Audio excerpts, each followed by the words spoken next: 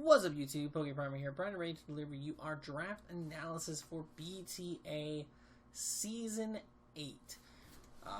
BTA has been thriving and moving over the past several seasons, and I'm really excited to come back to content creation for this season. We've been making playoffs pretty consistently over there. We haven't picked up the W yet, so hopefully this season we'll be able to pull that off. It'll be really, really exciting to see if we can. This season, we are bumping everything up to NatDex. We're doing the NatDex format draft season. For those who are unfamiliar, obviously, if you're in the Pokemon community, you should know by now. They cut a large quantity of Pokemon from the Pokedex for Sword and Shield. So basically, there's the Galar Dex format, which currently at this point would include the first DLC in the Isle of Armor. And then there is the NatDex format, which includes everything else that's not in there, meshed in with all the Galar stuff. So, it can be a bit complicated at times, but at the same time, it's not really. Certain Pokemon have been leaked to be getting different moves, but if they aren't currently in the game, they don't have those moves, etc., etc. Like, right now, if someone drafted Zapdos, they couldn't use Zapdos with Hurricane, as that's something that it will be getting, apparently, from a Pokemon Home leak. It'll be getting that when it comes in the DLC in November in the Crown Tundra. So, but something like, I'm trying to think of something that's prominent that got something good. Why don't I mind blanking? I know something got some really cool shit that just came out with Isle of Armor or something like that. Mine's blanking, but like Blastoise with Shell Smash. Blastoise with Shell Smash was something that came out before Isle of Armor, but even still, it was leaked that it was going to be getting Shell Smash with Pokemon Home. I think it was leaked with Pokemon Home that it was getting Shell Smash. I don't remember. Or no, it was in the original game files for Swish, and we knew it was coming. So, even still, it was something that we knew of ahead of time that got it once it came out. That's an example that works. Okay, so we did a NatDex. We decided to do NatDex this season because we did Galar Dex last season, and so we wanted to bump it up a little bit. We might go back to Galar Dex after Crown Tundra comes out, see what happens. But as of right now, we are doing NatDex. So, yeah. And little caveat about this team.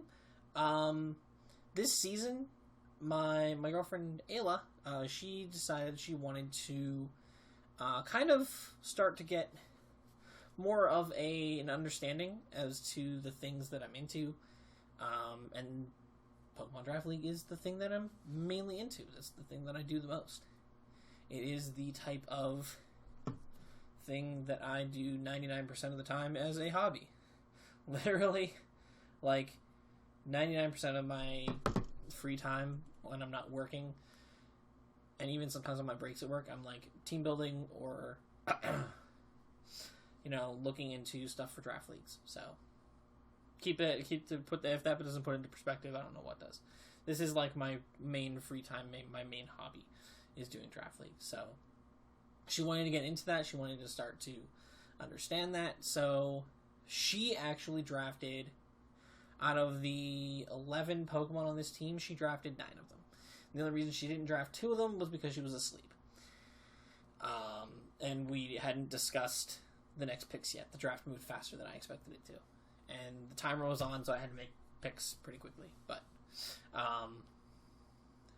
other than that, 9 out of 11 of these Mons she drafted. She knows nothing about the game. She doesn't know a lot about Pokemon, especially competitive Pokemon. She knows a little bit more now. She recently played Let's Go Eevee. But she knows their names. She knows their typings. And that's pretty much about it. So we're rolling with that, and I actually kind of wanted to go over this team a little bit more in depth. Kind of not only just as a to really go over what we have, but kind of give her a little bit of a pat on the back. She did a really good job here. She picked a lot of really good stuff. I kind of I'll admit I steered her a little bit in some cases, kind of narrowed some things down, said that's not really that great. But for the most part, her first choice when it came to these, I went with. because I wanted to give her a shot and see what I can do with what she picked. So, without further ado, let's just hop right in. So, standard, 5 tiers, standard, 400 points, and then standard when it comes to having a mega slot. So, pretty straightforward stuff, nothing too crazy here. Nothing too crazy about the draft itself. Let me pull up on my phone so I don't mess up my recording. I think we were pretty deep into the draft order. I think we were like 8th or 9th overall in our draft, which not particularly great, but like could be worse. Let me see. 1, 2, 3. 1, 2, 3, 4, 5, 6, 7, 8, 9, 10. Yeah, we were 10th overall in our draft in our division. So that's not great. A lot of really good things went pretty quickly, but we were able to scoop up some honestly, we were able to scoop up a lot of really solid things. We didn't get sniped, like, at all. Like, we didn't get sniped once. No, we sort of got sniped once, but not like... we had backup plans in place, like, it was either this or this kind of situation. It wasn't like we got super sniped to the point where we were, like, upset. Like, we were not stressing it whatsoever. So, let me actually see if we can pull up our draft plan.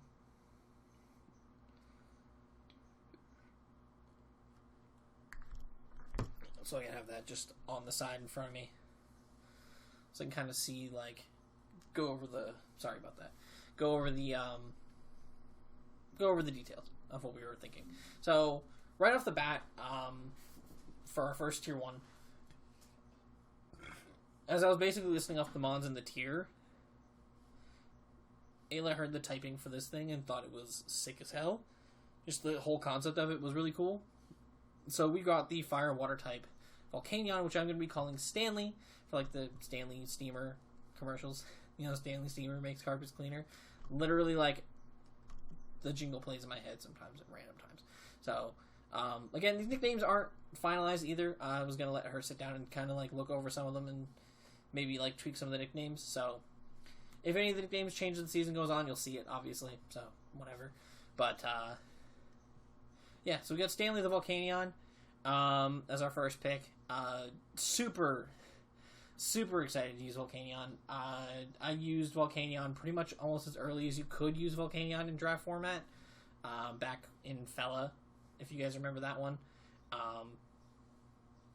We got Fella. We got Volcanion in Fella back when it was unreleased and could only be used through like custom games and stuff. So I toyed around with him a lot back then, and I feel like I'm a lot more skilled now, and I know a lot more about the format and how to build for the format, etc., etc. So I think I have a lot better chance of using it to its fullest potential now than I did back then. So, good things about Volcanion. Obviously, it's fire water typing, fantastic. The fire typing doesn't hurt it being a bulky water type at all. You know, it makes it it makes it a better switch in for fire type moves. It has water absorb, which kind of covers for the fact that the typing would make water type moves a neutrality. It 4 times resists steel now, which is really cool. The only issues that the fire typing brings is it brings, you know, a better weakness to rocks, which we have things like heavy duty boots now. So if I'm really worried about hazards in a game, I can just run the heavy duty boots on Volcanion, and I'm not stressing over the hazards. As well as things like, you know, having weaknesses now to like rock types, ground types, stuff like that. So that's not the biggest issue. We have plenty of things to handle rock and ground types on the team. We have plenty of support for Volcanion throughout the course of the team, so I'm not really worried about it. The fire typing also gets rid of the grass weakness for water, so Volcanion is in a pretty good spot to be a really solid member of the team. As you can obviously you can see its stats are ridiculously strong. Being a mythical, it's so strong. Really good bulk, 80, 120 to 90. Really, really solid. I used to run Assault Vest on this thing all the time because I was stupid and I was pretty much caught into that one mindset kind of mentality. But obviously I know a lot better now. But yeah, Assault Vest is always really good on this thing. It has a lot of really good coverage moves and stuff like that. It got access to Defog last generation, which is really sick. Just has a lot of really, really cool moves to it. It has Steam Eruption as its signature move, which is basically just Scald with a 5% less accuracy, but like still 30% chance to burn, which is really, really sick. So it's got a lot of potential. It has good moves on both physical and special side. So I'm really excited to see what all I can do with Volcanion this season. I'm super pumped to use it. It's a really, really sick Pokemon. So, really, really solid first round pick. So then the following round came around, and I explained the signature move of our next pick, and she was like, well, yeah, let's grab that. Absolutely. That sounds amazing. So, we got Zygarde 50%. Now, Zygarde 50% going to round 2. I'm kind of surprised. Zygarde pretty much ran a lot of... Zygarde was pretty much like a top 5 pick, if I remember correctly. It felt like a top 5 pick throughout most of Gen 7 draft meta. So, seeing it go all the way through round 1 of the first 12 picks, and then the 2 picks before me because it was a snake format, 2 picks and me in the second round. I was really surprised that it was still there, but I'm not going to fight it. If you want to give me a free Zygarde, I'll take a free Zygarde any day of the week. Zygarde's fantastic. Zygarde's a fantastic Pokemon. Dragon Ground. Weaknesses are Fairy, Ice 4 times weakness, and Dragon as well. But not really a lot of issues with that. I'm not stressing that too much. Because, again, we have Volcanion, who's 4 times resistant to Ice already, so that kind of already balances that out a little bit, and it's also resistant to Fairy moves. So, like, if we can get some good Dragon resists and things to handle Dragon types later on, which we will, Zygarde has all the protections he needs. Also, in a format where there's no hidden power, Zygarde is a lot stronger, because opponents can't just tech random HP Ices on a Pokemon in order to catch Zygarde off guard. So, that's fantastic. Like, I wanted to grab Zygarde really badly, too, because of that simple reason. Because I've used Mega Scizor in another, like, Nat Dex kind of league, and Mega Scizor right now is busted, because you can't just tech HP Fire on something to chunk 80% of its health away, or something like that. You can't just tech HP Fire on half your team and think, alright, Mega Scizor's handled. No, it doesn't work like that anymore. I fucked him up. I fucked people up with Mega Scizor. It just doesn't die. So having something like Zygarde, who's already like ridiculously bulky, like, obviously we can't use Power Construct. Zygarde Complete is banned, obviously. Duh. That's obvious. It's way too fat for draft format, and unless it's like an Uber's League or whatever. But even with just having Aura Break, it doesn't really do anything for us. But what we do have is this right here. This is the move that I'm going to be clicking 9 out of 10 turns all season. Is 1,000 Arrows. Because it has no immunities. It hits as a neutral move on flying types. Kind of makes it so that... And then removes their flying typing afterwards. So, say like a Zapdos switches in on me or something. I would hit the Zapdos for a neutral hit with the first 1,000 Arrows, but then its flying typing is essentially removed. So then I would hit it super effectively with 1,000 Arrows on the following turn. That's how that works. So it's always a sick move. He has other signature moves as well, which could be interesting as like tech moves. He's got 1,000 Waves to trap things, so I could potentially trap a fat Pokemon and wear it down. and beat it down that way. That could be really interesting to do. It also has Core Enforcer. It's a special move, which he has base 81 special attacks, but it's not terrible. Core Enforcer, it nullifies their ability if they move first. So that's pretty cool. Could be interesting to see if I can tech that on there for something and see what I can do with it. It has access to a lot of good, cool things like the extreme speed as well. It has a lot of really good moves, Glare for support things. Zygarde is a fantastic Pokemon. It has multiple setup options. It is phenomenal, and without hidden power, this thing is going to be such a threat against most of my opponents. So I'm really, really looking forward to this. Actually, I just noticed a really big hole in our team. I'm not going to state it out loud, obviously, because I don't want my opponents to notice it. Or to hear it if they don't notice it themselves. But it's a problem. But I'll address it with Ayla when she comes home. She's on a little mini vacation right now. So next up, we picked our tier 2s. I had to wait all the way through up and down for the snake. But round 2 comes around, or round 3, I guess. 3/4. And Ayla was asleep. So I had to pretty much pick our tier 2s by myself. So the first one I picked, I realized I wanted the fast electric type as fast as possible. I wanted to try to grab the best one I could. Because, fast electric types are scary for Volcanion. Obviously, I have Zygarde to cover that.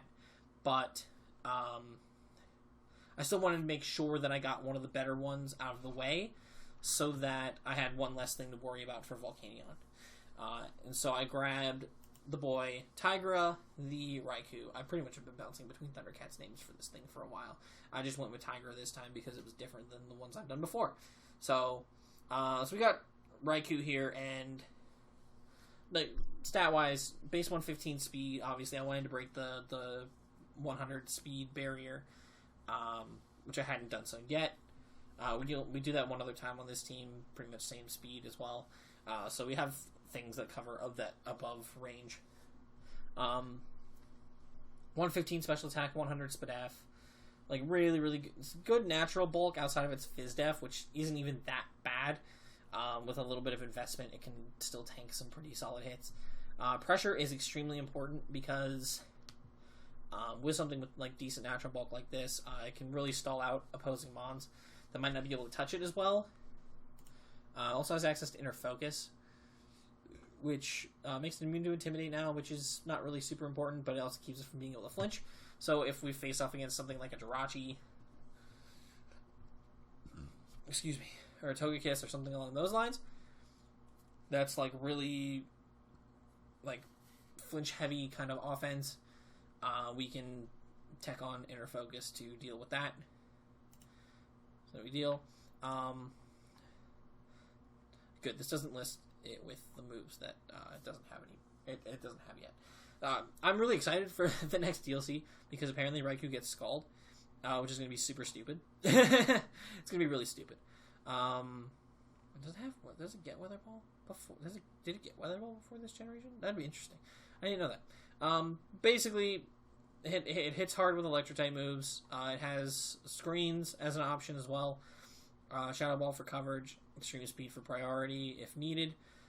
Extra Sensory for coverage. Like it's got Aura Sphere for coverage, which actually now you can run other natures besides Rash in order to have Aura Sphere, thanks to the nature candies that they introduced in Gen 7 or Gen 8, which is super sick.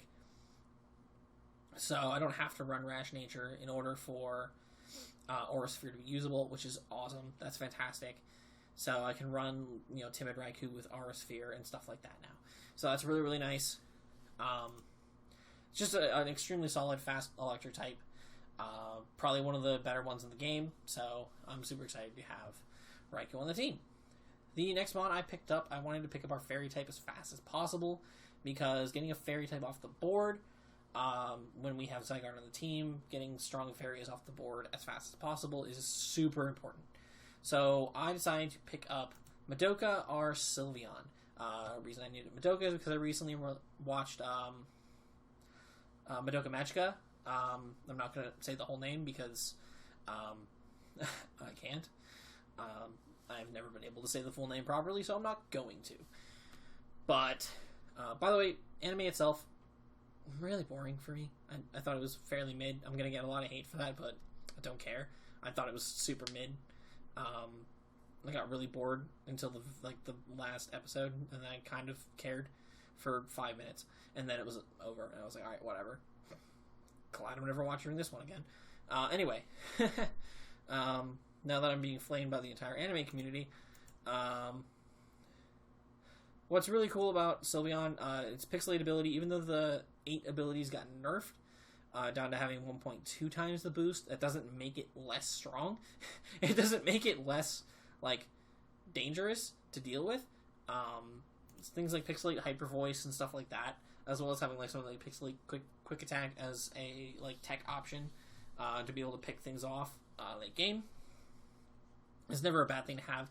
It also gets coverage, with things like, Shadow Ball and Mystical Fire to cover for the fact that Hidden Power was removed, which is really nice. It's a good cleric for the team as well. I wanted to have a solid cleric pretty early, with things like Wish and Heal Bells, so I could heal up a lot of the team very effectively. Actually have another cleric on the team, which I'm really happy about. Having double cleric options allows me to pretty much fit the appropriate cleric onto the team for each matchup, which I really like. It still hits really, really hard as well. Base 110 special attack. Its Fizz Def is pretty shit, but I can, with how high its SPDEF is at 130, I can usually invest a lot more into its defense to kind of balance that out a little bit and allow it to take a lot of physical hits pretty effectively. I've seen Sylveons take a lot of really big physical hits for no reason, so I'm not too worried about it. It's a really, really solid Pokemon. Really, really huge fan of using Sylveon. I haven't used Sylveon in a while, so we'll see how Sylveon does. I think Sylveon covers up a lot of our holes in our team so far. Will be a huge help to us going forward. Next Mon we have on the squad. Ayla was back awake and helped us plan out the rest of the draft. So next Mon we picked up. We wanted to grab a Steel type next. We went for Steel type next. And I was listing off the Steel types in tier 3 and below. And their typings and stuff. She said, "Ooh, Steel Ghost, that sounds pretty cool." And you're probably thinking, "Oh, Steel Ghost, that doesn't sound too tier 3 and below." But indeed it does, with our good friend Doublade. Akimbo the Doublade. Akimbo, obviously, if you played. Akimbo is when you're dual wielding and stuff. That's the term on Call of Duty and stuff when I used to play. And obviously IRL, that's the term in real life too. But I know it from Call of Duty because I'm a gamer and I don't do weapons. So, the Blade is awesome. The Blade's fun. It's got the Eevee. It's typically going to be running Eviolite because of the fact that it is not fully evolved. And yeah, its Fizz Def is stupid. It has base 150 physical defense for no fucking reason. So it's extremely fast, especially with Eviolite. This thing is ridiculous. You usually don't have to invest too much in its defense most times, so you can really just pour all of your EVs into SPDEF and HP to make sure this thing tanks as many hits as possible. Base 110 attack still is amazing, especially with access to priority and Shadow Sneak and the ability to set up things like Swords Dance and stuff. It also got close combat this generation, which is fun on so many levels. Because before, its best fighting stabs were Brick Break and Sacred Sword. And Sacred Sword's not bad, but it's not close combat. So, Sacred Sword would miss out on a lot of KOs. Close combat does not miss out on those KOs. It does not miss out on any of those KOs. At all. And that's pretty sick. And the ability to set up and stuff as well provides a lot of good bulk for the team, a really good bulky Steel type to switch into a lot of things, as well as an extra priority option, which is never a bad thing to have. Overall, Akimbo is just going to do a lot of work for this team, I think. I think Akimbo is going to be a very valuable member. Fairly splashable for the most part each week. So next up, we have our boy. He's back, ladies and gentlemen. I'm never tired of using this thing. This is one of the few times that I very heavily pushed Ayla to one specific one, because we were looking for our grass type, and as soon as she saw how much my face lit up when I mentioned this Pokemon, and so she jumped right on it. So we got Shroomzy the Amoonguss. My boy Shroomzy is back, ladies and gentlemen. Oh, Shroomzy the GOAT. Oh, so many good memories using Amoonguss in Draft League. Best things about this, obviously, it has Regenerator, so every time it switches out, it gets back 33% of its health, which is super fun. Gets access to things like Clear Smog for stopping setup threats. Obviously, grass and poison type stabs and like Giga Drain, Sludge Bomb, stuff like that. But the biggest thing about Amoonguss, always the biggest thing about Amoonguss, is its access to Spore. Being a 100% accurate move that guarantees puts the opponent to sleep. If it's not a grass type or doesn't have some kind of ability that prevents it from sleeping. Spore is a huge move to have on a team, because you can literally just like if your opponent mispredicts and they switch something in at the wrong time, it gets put to sleep.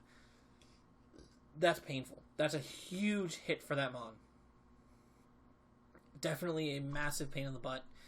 It's really, really bulky. That 114 HP carries a lot of weight. Even though its defenses are only 70 and 80, this thing is tanky. This thing takes so many hits. It is fat. Fat as hell. I love Amoonguss so much. Amoonguss is such a fun Pokemon to use. I'm so happy it's back. I'm so happy to have Amoonguss again in the game. So looking forward to seeing what Amoonguss can do for us this season. Hopefully it'll put in as much work as I think it will. Next up, we get down to the lower tiers. We're tier 4, tier 5, and we need our Mega left. At this point, we kind of determined the Mega can go pretty much close to last, because everyone else in our division had a Mega already. So that was really cool. We held off on our Mega pick to now we just kind of can pick that for free and whatever. We can fully plan the rest of our draft, at least like the tiering and whatnot. If we get extra free points, and stuff like that from there.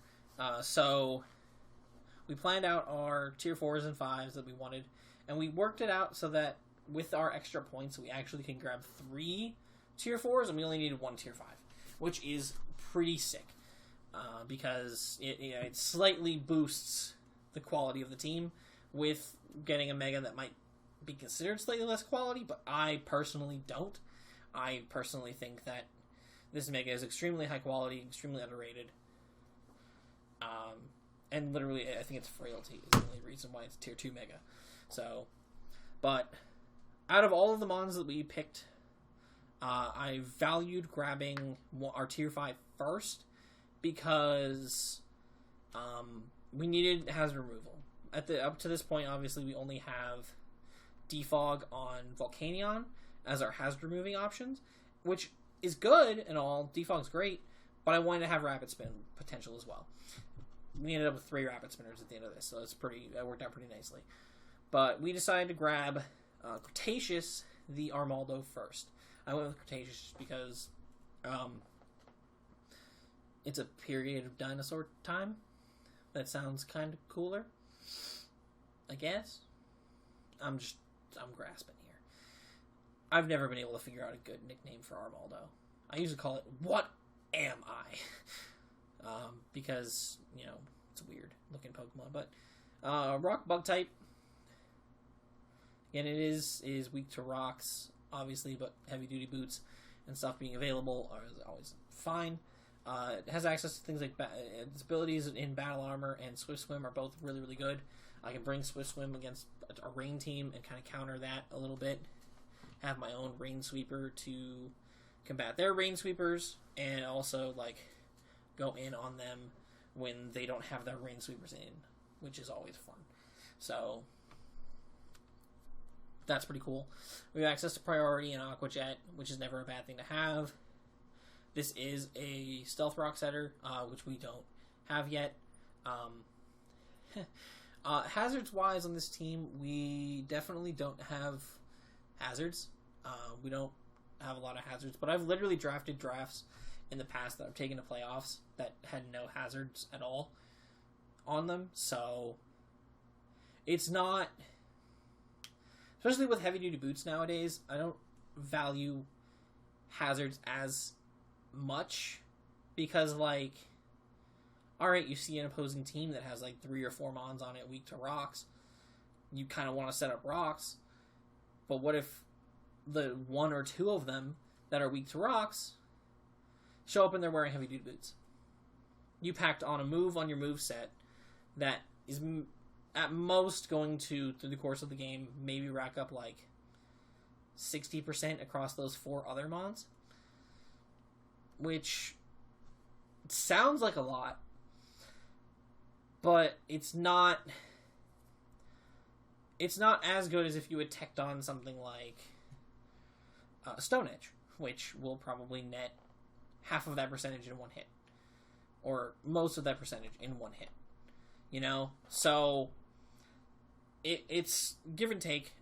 Rocks are good to have, and I'm sure like certain matchups I will definitely bring Armaldo specifically to set up rocks. But mainly he's here to be a rapid spinner. With the rapid spin buff this generation is huge for Armaldo because obviously that +1 speed is massive always. You can never go wrong with getting a free +1 speed. And Armaldo is one of those Pokemon that needs it desperately. It's fairly slow, but like, say against like one of those rain teams, if I can get a +1 speed off and the rain's up, this thing becomes pretty fucking terrifying for my opponents to deal with, which is always a good thing for me. So, but you can see it's stat-wise, it's really, really bulky. 75 HP, 100 defense, 80 Spadef, gives it some really solid bulk across the board.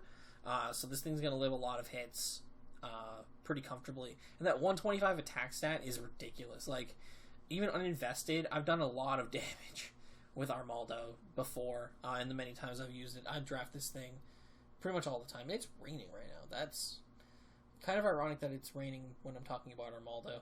That's kind of funny. But, yeah, Armaldo's pretty fast. Armaldo's pretty awesome. I absolutely love this Pokemon. I'm super duper excited to use him once again.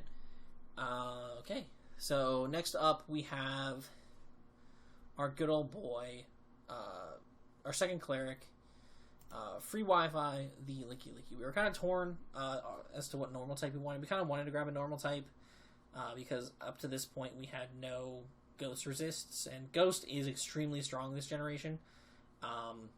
Ghost is ridiculously strong this gen, and even in like a Nat Dex format, I feel like Ghosts are still going to be very prominent. One of our top 3 kill leaders last season was G-Max Gengar, which makes sense because not a lot of switches to a G-Max Terror at all. So yeah, Ghost types in this generation are just really strong, especially with Pursuit not being in the game. Yeah, it's pretty much pretty scary. Pretty scary. So we got Licky Licky.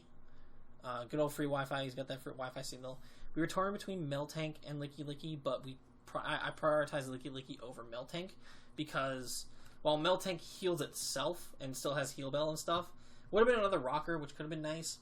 But again, I don't prioritize that as heavily now. I prioritize Licky Licky because of the wishes. Because we already have Madoka for wish passing, but now we have an even fatter wish to pass, which is great in Licky Licky. Why didn't he get teleport? Did he get teleport? He did get teleport.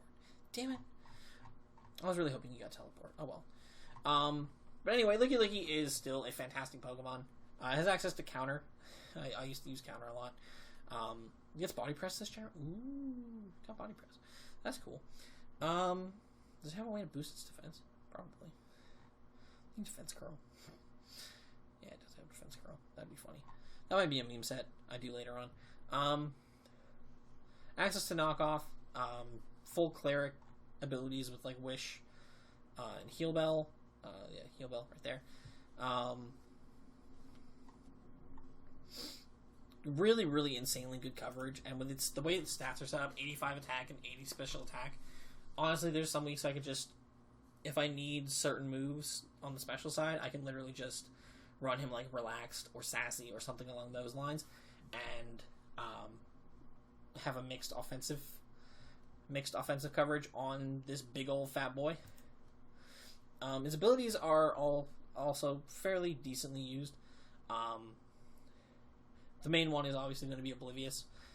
If I face weather teams, I can use Cloud9, but Oblivious is going to probably be my main one. Not only does it block Intimidate, but it keeps me from being taunted, so I can basically still, even in front of mons that tend to taunt spam, I can still throw up Wishes and Heal Bell and do all kinds of annoying cleric-y bullshit, which is always a fun time, and keep my team as healthy as possible without anything getting in the way. So that's really, really huge for Licky Licky. It's just a fun mon to use. I really like using Licky Licky. I'm super happy he came back in the DLC, so you can get access to some of these all fun new toys that we got this generation, like Steel Roller, fun little tech move, and stuff like that. So Licky Licky's awesome. Really excited to have it. Looking forward to using it again. Next up, we have our next pick. We were looking for a fighting type, and when we laid it out, we were just like, we want a Hitmon, because all 3 Hitmons were still available when we asked, and I gave the priority order to Gordon, the guy who's in charge of the league. Gordon signed, good friend, good guy, awesome, love Gordon to death, he's great. We gave it in the order of Hitmonlee, Hitmontop, then Hitmonchan. Just because, in my opinion at least, that's how they go in order of overall quality, overall usability in draft. Hitmonlee went not too long before our turn came up, so unfortunately, but I'm not mad at it, because we got Beyblade the Hitmontop. I love Hitmontop. Always have, always will. It's an Intimidate user, which is great. Intimidate is a fantastic ability to have. Our team's fairly bulky across the board for the most part, but having Intimidate just makes it even better, because we can, even if I'm just sacking this thing off to a physical attacker, we can weaken that thing down so that maybe we can bring one of our slightly more physically defensive weak Pokemon in and set up in front of it and potentially sweep, which is always useful. This also allows this Pokemon to live a lot more hits than people would think. Its 50 HP isn't great, but its 95 defense backed with Intimidate and its 110 Spadef make up for it in droves, which is great. It also has 95 attack, which doesn't look like much, but can be really, really devastating at times. It also has access to Technician as an ability, which is super important. Especially this generation. I remember early Gen 8 OU and like other tiers and stuff. Hitmontop was kind of common-ish from what I saw. I played a little bit of each tier whenever it started up, and I see Hitmontop a decent amount of times. And a lot more often than not, it tends to be Technician from what I've seen, which is pretty cool. I love that. So it has access to things like Technician Bullet Punch to hit fairies and stuff like that. Technician Mach Punch for stab. As well as specifically Rapid Spin. This is our second spinner for the team. And Technician boosted Rapid Spin is really strong. And getting that +1 speed on a Pokemon that has base 70 speed, which isn't bad, is really solid. And then now with the DLC out, it gets access to Triple Axle. So it gets ice coverage now, which before it hadn't. HP Ice. So it gets ice coverage now in Triple Axle, and all 3 of its hits are Technician boosted. So instead of the hits going base 20 to base 40 power to base 60 power, it's basically going from base 30. Right, Technician is a 1.5 times power boost. Yeah, okay. It basically goes from base 30 to base 60 to base 90. Ice type move. So, imagine that being boosted by like a life orb or something. That is strong. That is going to chunk through something fast. So, a lot of priority options for Hitmontop. Having Rapid Spin is huge. Being able to be either a good offensive threat or a solid wall for the team is extremely important. Having that fighting type coverage is also really, really good.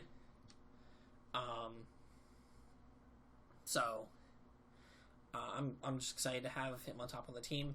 I love using Hitmontop, and I'm really excited to see what it can do for us this season. I just realized I only have one Gen 8 Pokemon on the entire team. And up to this point, you haven't seen him yet, so that's pretty wild. Nat Dex is a wild format. I really kind of wish I drafted more Gen 8 Mons. Oh well. Next up, we were forced to get our Mega because the way we drafted thus far, we only had 40 points left, and the only other Mon we left was a Tier 4, which is worth 60 points. So we had to get the point values up, which is totally understandable. I understand. I can't really argue against that. That's the way that the draft has to work. You have to have the points available to spend them. Can't really go into the negative. So our Mega was a Tier 2, and we had debated a bunch of different Megas throughout the draft. We debated getting Mega Houndoom, but then we got Volcanion, and we didn't want to double up on Fire types. We debated on Mega Sableye, but then we got Ghost type into Blade, so we didn't want to double up on Ghost. And I think the other Mega we wanted was taken. I don't remember what it was off the top of my head. Regardless. But we noticed that out of the main ones we had discussed, between Houndoom and Sableye, there was one key factor. They were both Dark types. So we were looking at other Dark type Megas, and we decided to settle on Archangel, the Mega Absol. And Mega Absol has always been a Mon that I really love using. Yes, it is super frail, and that is the main reason why it's down in tier 2. But what this Mon provides for the team is, one, we have good hazard control, but we don't have great hazard options. But this thing has Magic Bounce, and Magic Bounce is really awesome because it bounces, any status moves over to my opponent's side of the field, which a lot of times are very easy to predict them going for, so we can make them pretty much useless. We can always bounce those back if we can predict appropriately. This also includes hazards, so if someone wants to try to set Toxic Spikes against us, even though we have a grounded Poison type in Shroomzy, we can bounce those Toxic Spikes to their side, or Sticky Webs, or Spikes, or whatever. This is extremely useful for our team. And then if you look at his stats, yes, he's frail. 65, 60, 60. He doesn't take hits well. But what he does do is kill whatever the fuck he wants to. Because he's got base 115 speed, so he's tied for fastest on our team with Raikou, which is, of course, extremely important. Base 115 special attack, and I'm going to go over really quickly the special options before I talk about his attack stat. He's got Dark Pulse for, obvious reasons. He's got Flamethrower / Fire Blast. He's got Hex, which is weird. He's got Ice Beam. It's got Shadow Ball. It's got Thunder and Thunderbolt. Charge Beam. Future Sight, which is kind of fun. That could be an interesting little tech. It's got some pretty decent special move options. So it's got Water Pulse.